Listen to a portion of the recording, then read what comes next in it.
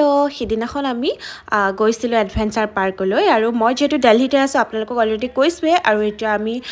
adventure পাৰ্কখন পাই গ'লোহি আৰু ইয়াতে সৰু পোৱালীৰ কাৰণে গেমছ হওক বহুত কিবাকিবি আছে আৰু আমাৰ সোনোহঁতে